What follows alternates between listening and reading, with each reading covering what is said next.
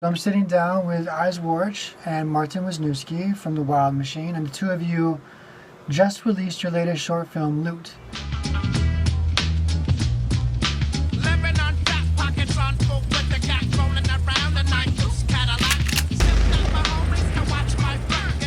Before we start talking about Loot, I actually wanted to go back a little bit because you have a pretty extended history with really low budget, really cinematic short films and using whatever tools you have accessible to get the job done. And your work is impressively deceptive. You would look at it and think you had a lot more budget and resources to accomplish what you've accomplished. So I kind of wanted you to talk a little bit about what it was that made you not wait around for the things that a lot of filmmakers have a tendency to wait around for. I think a lot of it was just that there are no options, like when you're kind of growing up in the suburbs and we grew up in a town called Brampton, which is kind of a blue-collar sort of town outside of Toronto, and there's not many options, so you kind of just have to pick up a camera and try things, And honestly, when I first started, and I think Martin's story is very similar, it was just trying things out with no intention of ever making anything, And then what happens is you try to go to film school and you do all that and you realize it just slows everything down. And then the only way you're actually going to get an experience is to go out and make things. And so we just did that, for the last however many years and just kept at it instead of trying to find excuses to not do things, Which we've done too, don't get me wrong. We've done that a lot, so maybe that's where we learn our lessons, We've always considered ourselves, and we just say we're blue-collar film workers, so we bring the hard hat and the lunch pail to work, and that's how we work. He brings out the artistry, and I bring out the blue-collar work ethic, and that's kind of how we work together. But it's just a mishmash of the two of us, our personalities, I think, that have matched well together over the last few years. So you both started off through Dimeworth Films before transitioning over to your own production company, The Wild Machine, which you guys just launched. Well, that's not entirely accurate. Well, it is. It's been around for a while, but it's been kind of like this soft launch for the last 3 years, But now with Loot coming out and Bright White Hearts coming out, we decided to go in, revamp the website, get everything ready, build some infrastructure and things like that. So yeah, it's a legit launch now. You just relaunched The Wild Machine, and 2 days ago you released your latest short film, like I mentioned before, Loot, and you did that for free.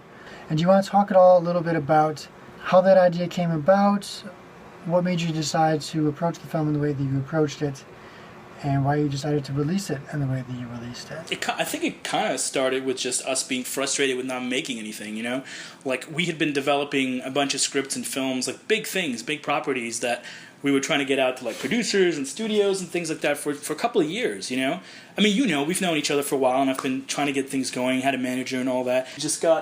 We were we need to do something, and we you know what it is, we got sidetracked. We took on projects for other people, and we were developing projects that were supposed to get put together, and then we got to a point where we're while we're writing all these projects and developing all these things, we're actually not doing anything. We're not working on making films. Yeah. And then it kind of came out of that, and we were you know what? We are going out and we're going to start shooting short films again. We kind of just made a treatment for ourselves for Loot. We talked about it for and a day. It was one morning. We were just we need to do something, and then it was well, what do we have access to? It really was what can we do that we could put together that we can be excited about and have fun with, but not involve anybody else, because we've done that so many times and we've done a bunch of projects like that, but this thing needed to just happen, What, it was 4 or 5 of us, and we went out and did it. Yeah.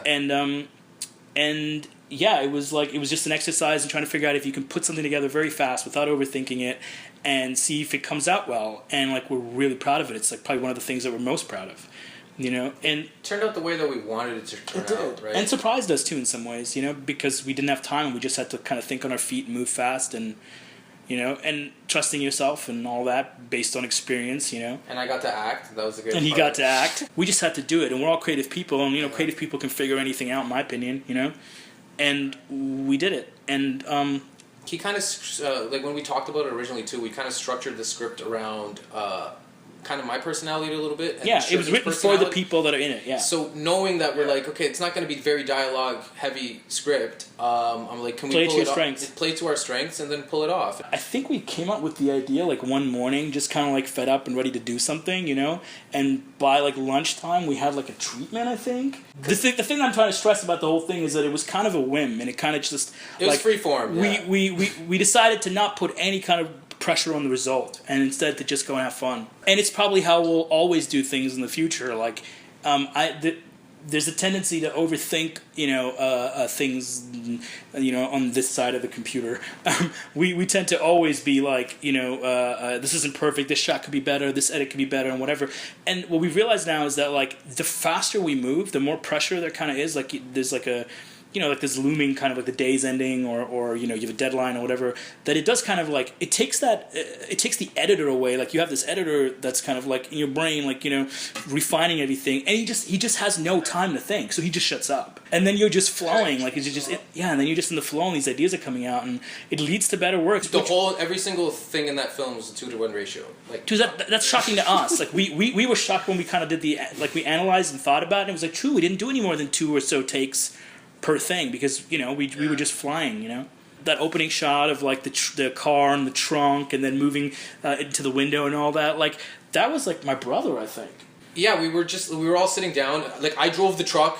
Kevin was in the back. Eyes was beside me. Like, and it was going to be different at first. It was like, it was more cuts. Like, yeah, it was going to be cut, and we were going to focus on the on the trunk, and it was going to close on the trunk because I was in there, and it was supposed to be that reveal. But and you know, like the minute that my brother said it, like Kevin, the cinematographer, just lit up. You know, it was like he was like, "Yeah, let's try that," and I started getting nervous. I'm like, "Wow, it's a pretty complicated shot," you know. But it goes to show you that, like, if we had taken a time to think about that shot in pre-production, or even like a couple days before and tried to set it up, that would have been a monster. Like, it would have been like the monster that you leave till the end of the shoot because you're not sure if you're going to pull it off, right? This one take shot of whatever. But it was like, but in the flow and in the moment, like, just pick up your guitar and jam, and it just came out, you know what I mean? And it was like, it was a real, it was like a what do you call it? Like a reminder that you need to get out of your own way a lot of the times, you know? Yeah. Do you have any plans to go back and kind of expand upon any of the short films that you've released so far? Would you turn them into series or into features? That was originally that was like the whole plan originally, to make a bunch of shorts, and then, you know, like back in the day, make a short and then develop it into a feature or whatever. But which we have done, and we do have like the Divine River has a script, right? Waraich Panic has a feature script. We have a couple of feature scripts sitting around that, like, I've honestly, like, it sucks to pat yourself on the back, but they're really good, you know.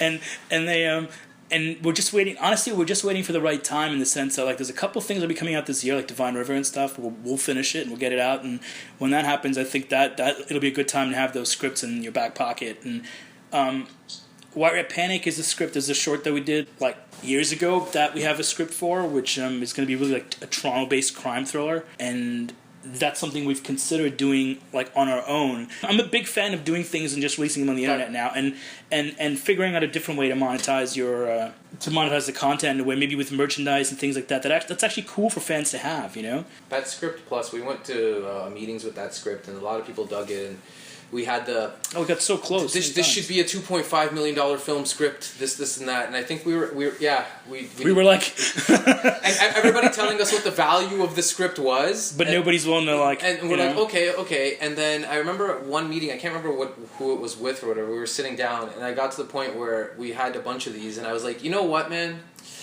I really want to make this film about Toronto. We want to shoot it in Toronto. We're kids from Toronto. But I'm like, if we have to go to Detroit and shoot this thing for $35,000 without any of your help, we can go and do that. And the guy's face dropped. He was just like, he didn't know what to say to that. That's why this project with you guys is like the greatest thing ever. Because like we're like, I think you guys had that same realization too. See, the thing is, I'm about to say something which I heard a lot growing up and other filmmakers saying, and you kind of like, you can't hear it until you've had a bit of experience, you know.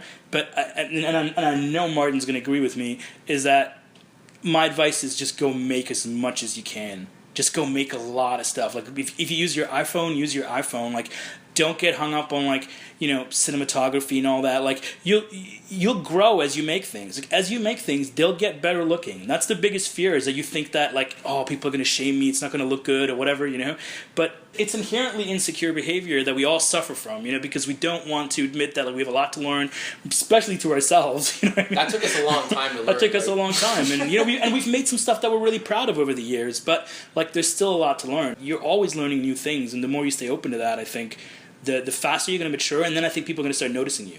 Instead of you chasing managers and studios and like the deal and this and that, like, those are the old gatekeepers anyway. They're not going to have the keys to the gate much longer. No, it's a collaborative art form that's based on collaboration. So the people that you pick, you better trust and you better enjoy collaborating with them, because you're going to come up with great ideas. I think people following this project are going to find not only Loot, but your whole history with very low budget short films incredibly interesting, and I think really inspiring. So thank you guys for jumping on FaceTime and taking the time to catch up and talk. Thanks for having us. This was awesome.